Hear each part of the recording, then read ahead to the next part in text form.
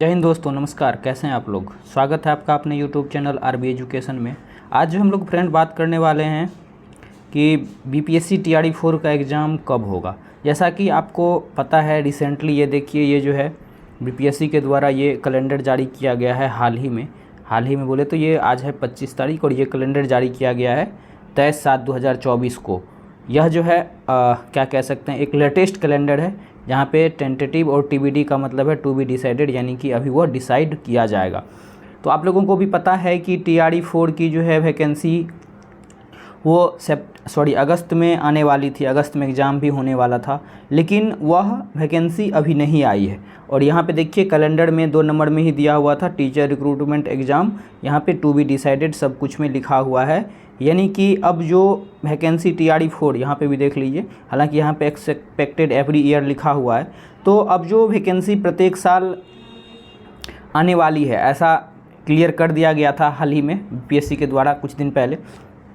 तो ये वैकेंसी अभी आने वाली है कि नहीं आने वाली है, अब इस पे संदेह बना हुआ है। बहुत सारे चैनलों के माध्यम से, बहुत सारे यूट्यूब पे आपने देखा होगा, और विभिन्न जो है मीडिया चैनलों के माध्यम से भी इसको लेकर के अलग अलग कयास लगाए जा रहे हैं कि वैकेंसी नहीं आएगी या कब आएगी। तो मैं आप लोगों को साफ शब्दों में बता देना चाहता हूं, जो सोर्स मैंने भी लगाया है, जो जानकारी मिली है सूत्रों से, कि अभी जो है बिहार विधानसभा, आपको भी पता है कि जब आगे चुनाव होता है तो वहाँ पे फिर वैकेंसी को एक अहम मुद्दा बनाया जाता है। तो आगे बिहार में विधानसभा का चुनाव होना है अगले साल, जिसको कि अभी एक साल से ज़्यादा का समय, यानी अक्टूबर 2025-26 तक चुनाव होगा। तो अब ऐसा जो है सोर्स मिल रहा है कि बीपीएससी का जो है टीआरई 4 का वैकेंसी को अब जो है चुनावी एजेंडा, यानी कि अब जो है चुनावी इसका मुद्दा बनाया जाएगा। और आपको भी पता है कि टीआरई 3 का एग्ज़ाम संपन्न हो चुका है। जब तक टीआरई 3 का रिजल्ट आ जाएगा, और रिजल्ट आ जाएगा तो रिजल्ट तो सुप्रीम कोर्ट के फैसला के बाद ही आएगा। जैसे ही सुप्रीम कोर्ट का फैसला आता है, हालांकि 29 जुलाई को डेट रखा है सुप्रीम कोर्ट में हियरिंग का, जो 65% रिजर्वेशन का मामला है। तो जैसे ही रिजर्वेशन का मामला सुप्रीम कोर्ट से क्लियर होता है तो फिर टीआरई 3 का रिजल्ट जो है जारी कर दिया जाएगा। और टीआरई 3 का रिजल्ट जारी करते करते जब ज्वाइनिंग वगैरह हो जाएगा, फिर कितनी सीटें बचती है। इसके अलावा आपने देखा होगा विभिन्न जिला पदाधिकारी के द्वारा जो टीआरई 1 और टीआरई 2 में फर्जीवाड़ा करके लोग आए हैं, बड़ी संख्या में आए हैं। एक जिला से तो 300 साढ़े 300 लोग फर्जी निकल रहे हैं।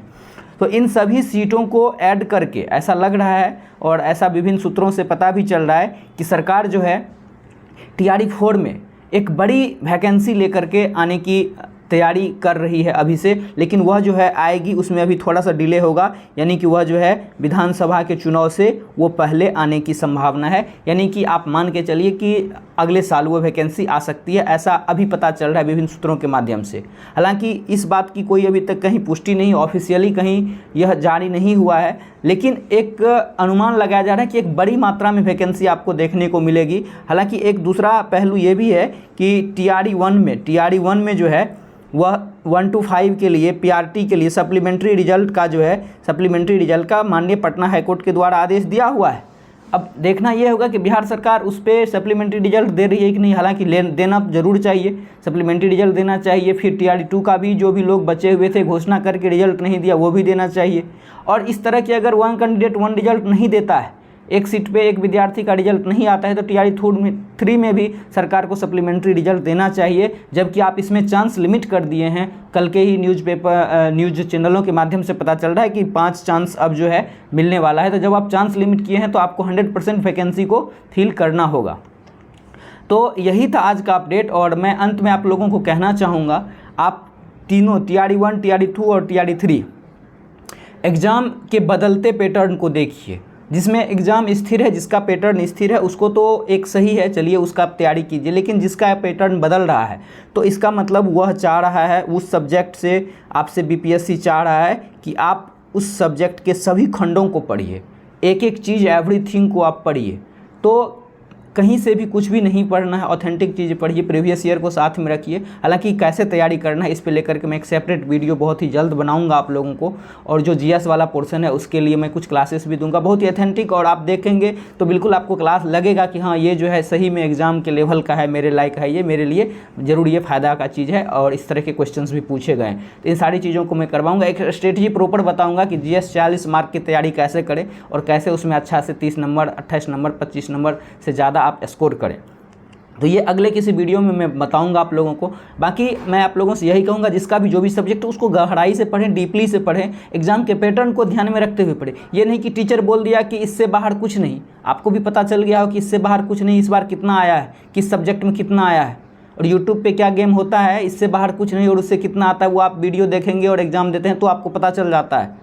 तो इन सब चक्करों में नहीं पड़िए, सेल्फ स्टडी पे फोकस कीजिए। हाँ, टीचर का मदद जरूर लीजिए, लेकिन प्रीवियस ईयर को ध्यान में रख के पूछिए कि जो पढ़ाया जा रहा है, जो हम पढ़ रहे हैं, वो हमारे एग्जाम के लेवल को मैच कर रहा है कि नहीं कर रहा है, तभी आप रिजल्ट तक पहुँच पाएंगे।